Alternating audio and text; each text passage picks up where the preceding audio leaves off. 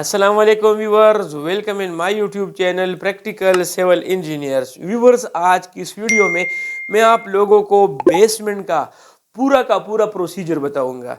यानी अगर आप लोग अपने लिए बेसमेंट बनाना चाहते हैं तो आज की ये वीडियो बहुत ही इम्पोर्टेंट होने जा रही है। इसमें मैं आप लोगों को जगह की सफाई से लेकर यानी आप लोग जब लेंटर डालेंगे और उसकी प्लास्टर करेंगे तो बेसमेंट में कौन कौन से प्रोसेस इन्वॉल्व होते हैं, कौन कौन से मराहिल से आप लोगों को गुजरना होता है, वही सारी चीज़ें आज इसी वीडियो में मैं आप लोगों को बताऊंगा। तो वीडियो को स्टार्ट करते हैं। स्टार्ट करने से पहले अगर आप लोग चैनल पे नए हैं तो चैनल को सब्सक्राइब करें और साथ में बेल आइकन का भी ख्याल रखें ताकि हर नए आने वाली वीडियो आप लोगों को मिलती रहे। तो वीडियो को स्टार्ट करते हैं। सबसे पहले जिस तरह आप लोग यहाँ पर वीडियो में देख सकते हैं कि हम जब बेसमेंट बनाते हैं तो वहाँ पर हमारा जो प्लॉट होता है उसमें जड़ी बूटियाँ होती है और उसको हम श्रब्स वगैरह कहते हैं। उसकी हम सफाई का काम करते हैं। जब हम उसकी सफाई का काम कंप्लीट कर देते हैं और हमारी प्रॉपर चूना वगैरह डाल लेते हैं तो उसके बाद हम एक्सकेवेशन का काम शुरू कर देते हैं।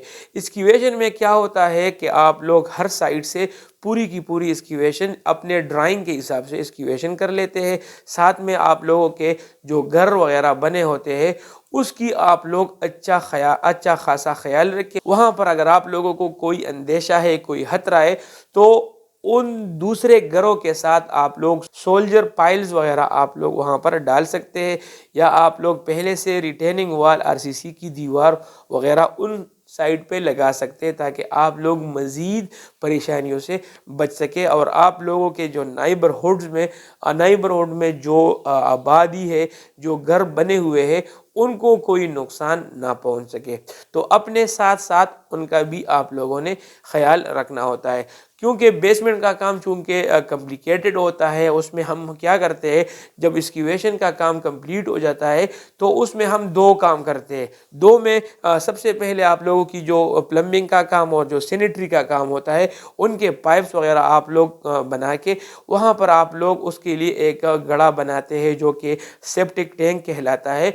उसी में आप लोग सारे पाइप्स वगैरह डाल लेते हैं एक्सकेवेशन के फ़ौरन बाद और उसकी प्रॉपर आप लोग लेवल वगैरह कर लेते हैं। तो उसकी लेवलिंग कंप्लीट हो जाती है। उसके बाद आप लोगों ने जो लूज मिट्टी पड़ी होती है उसकी अच्छी खासी कंपेक्शन आप लोगों ने करनी है। तो आप लोगों ने सिंगल पास या दो पास आप लोगों ने नहीं देने, बल्कि आप लोगों ने कम से कम 3-4 पासेस आप लोगों ने देने होते हैं ताकि आप लोगों की मिट्टी अच्छे तरीके से बैठ जाए। उसके बाद जब कंपेक्शन हो जाए तो आप लोगों ने पीसीसी का काम शुरू करना है। पीसीसी में आप लोग कोशिश करें कि जो बेड आप लोग डाल रहे उसमें 1:4:8 आप लोग उसमें कंक्रीट डालें। उसको हम नॉर्मल अल्फाज में लीन कंक्रीट कहते हैं। लीन कंक्रीट का मकसद ये होता है कि आप लोगों को एक नॉर्मल एक प्लेन सरफेस आप लोगों को प्रोवाइड कर देता है।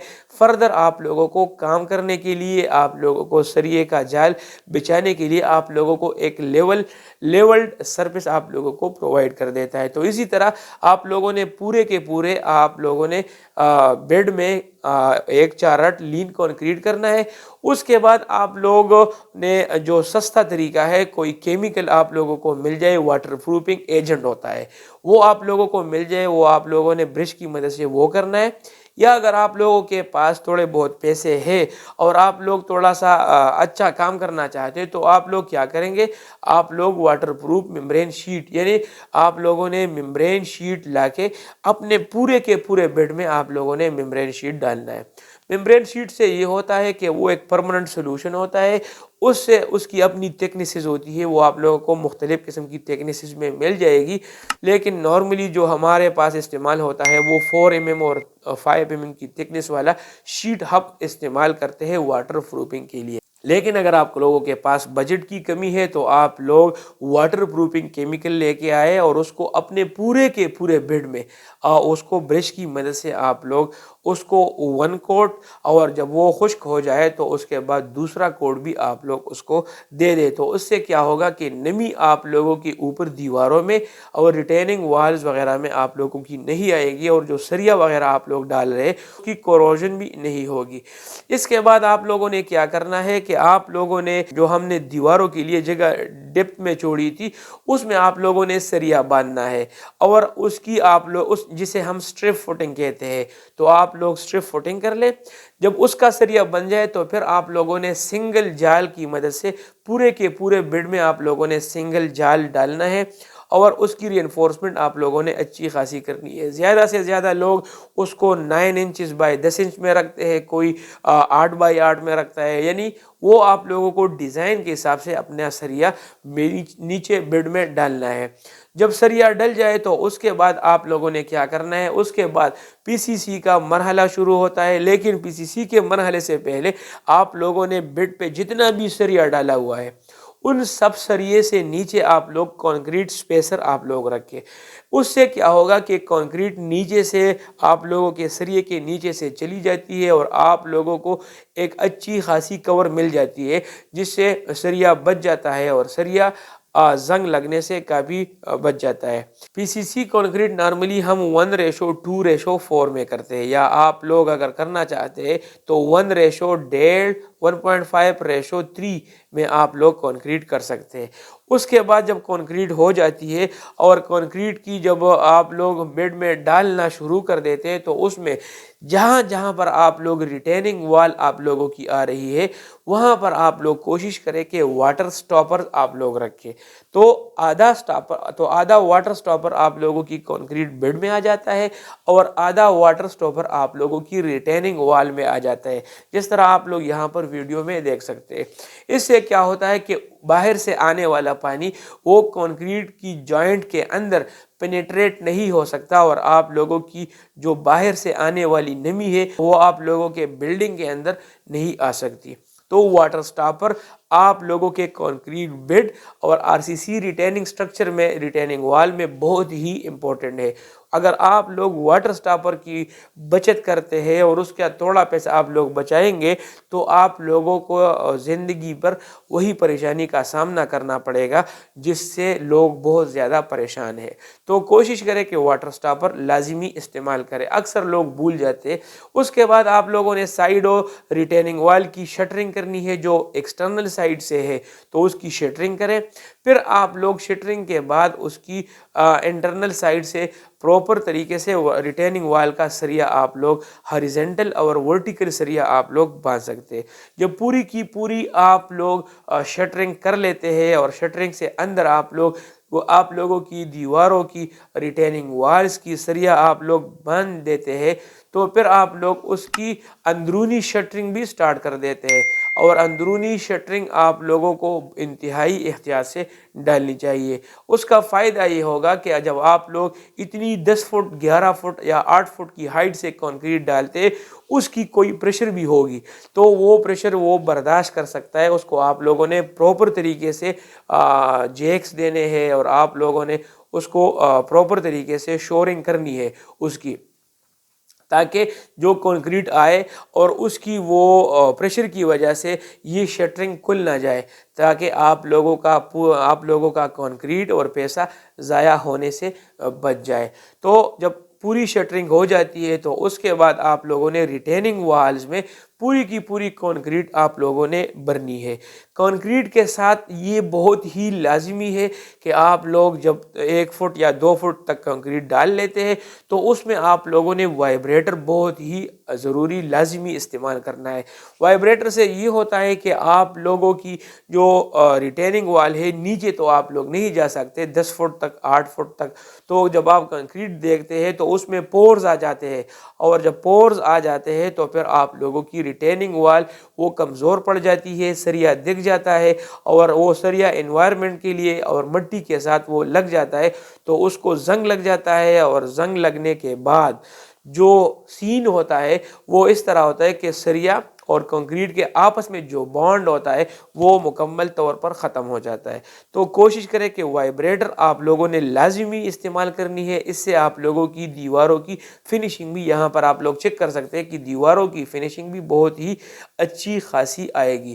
اس کے بعد آپ لوگوں نے ریٹیننگ وال سے جو سریے اوپر کی طرف چھوڑے ہیں یہ آپ لوگوں کو لنٹر ڈالنے میں آپ لوگوں کو مدد کریں گے۔ یہاں سے ہم لنٹر ڈالیں گے۔ جب آپ لوگوں کی پوری ریٹیننگ रिटेनिंग वॉल स्ट्रक्चर बन जाए तो रिटेनिंग वॉल के बाद आप लोगों ने रिटेनिंग वॉल से सफाई करनी है, और सफाई के बाद आप लोगों ने प्रॉपर डिज़ाइन के हिसाब से लेआउट डालना है। यानी जहाँ पर कमरा आ रहा है, जहाँ पर दीवार वॉशरूम्स वगैरह आ रहे हैं, और जहाँ जहाँ पर आप लोगों के किचन वगैरह आ रहे हैं, तो सब की सब ड्राइंग के हिसाब से आप लोग लेआउट करें। एक बात मैं आप लोगों को लाजमी बताना चाहूँगा कि जहाँ पर आप लोगों ने जहाँ पर आप लोगों ने रिटेनिंग वॉल्स की हुई है, तो अगर आप लोगों ने membrane sheet, water proofing membrane sheet आप लोगों ने इस्तेमाल नहीं की है, तो मैं आप लोगों को मशवरा देता हूँ कि आप लोग जितनी भी रिटेनिंग वॉल आप लोगों ने बेसमेंट में डाली हुई है, उसके साथ आप लोग एक आधी ईंट वाली दीवार यानी 4.5 इंच वाली दीवार वो आप लोग ऊपर की तरफ उठा लें। उसका फ़ायदा ये होगा कि बाहर से आने वाली जो सीपेज होगी वो एक तो रिटेनिंग वॉल उसको रोकेगी, और उसके बाद आप लोगों ने जो दीवार बनाई हुई है वो भी काफ़ी हद तक वो कवर कर लेगी। तो आप लोगों की डैम्पनेस यानी सीपेज वो आप लोगों के बेसमेंट के अंदर हरगिज़ नहीं आएगी। तो ये एक काम आप लोगों ने करना है अगर आप लोगों ने वाटर प्रूफिंग मेम्ब्रेन शीट इस्तेमाल नहीं की है। अगर इस्तेमाल कर ली है तो काफ़ी बेहतर है। इसके बाद आप लोगों ने सारे कमरों की दीवारें और आप लोगों ने जो वॉशरूम्स वगैरह यानी एज पर ड्राइंग आप लोगों ने ये सारी दीवारें ब्रिक मशीनरी में आप लोगों ने करनी है। तो ब्रिक मशीनरी के हिसाब से नॉर्मल जो हमारा रूटीन होता है उसमें हम दरवाज़ों के लिए जगह छोड़ते हैं, खिड़कियों के लिए जगह छोड़ते हैं, एज पर ड्राइंग जो हमने ड्राइंग्स की हुई है, और जो जहाँ जहाँ पर हमारे लेंटल बीम आ रहे हैं तो वो दरवाज़ों के ऊपर, खिड़कियों के ऊपर वो आते हैं। और उसके साथ साथ टाइम टू टाइम आप लोग उसकी केवरिंग किया करें। केवरिंग से ये होता है कि आप लोगों की जो स्ट्रेंथ है, जो आप लोगों को रिक्वायर्ड स्ट्रेंथ है वो आप लोगों को अचीव हो जाती है।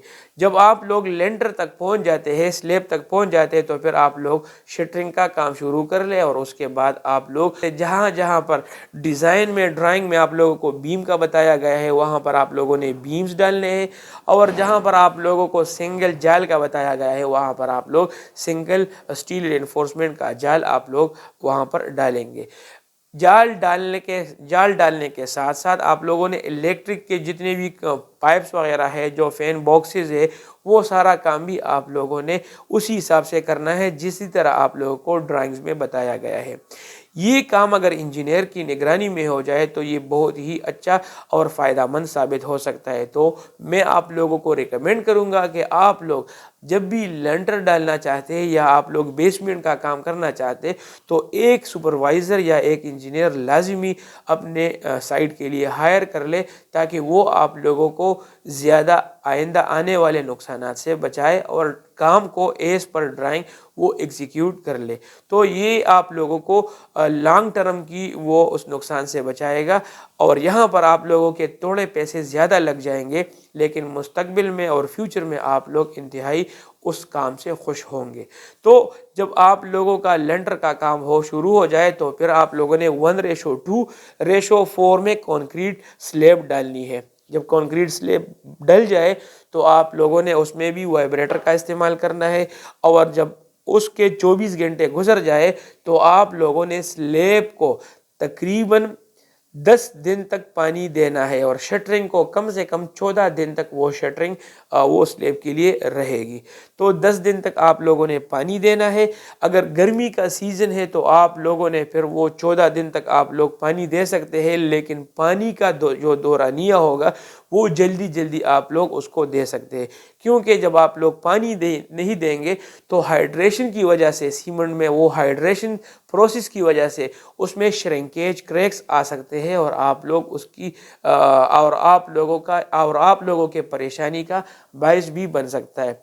तो आप लोग पानी का इंतहाई ख्याल रखें। क्योरिंग का जब भी आप लोग कंस्ट्रक्शन करते हैं तो केवरिंग का बहुत ही ज़्यादा ख्याल रखें। इस पे मैं एक वीडियो बनाऊंगा कि अगर आप लोग केवरिंग करेंगे तो आप लोगों की कॉलम्स की, बीम्स की, स्लेब्स की, यानी जितनी भी कंक्रीट का काम है उसकी स्ट्रेंथ कितनी होती है, और अगर आप लोग कंक्रीट की केवरिंग नहीं करते तो फिर उसकी स्ट्रेंथ कितनी रह जाती है। इस पे मैं एक प्रॉपर वीडियो बनाऊंगा। उम्मीद करता हूँ आज की वीडियो आप लोगों को पसंद आई होगी। मिलते हैं अपने नेक्स्ट वीडियो में, तब तक के लिए इजाज़त दीजिए। अल्लाह हाफ़िज़।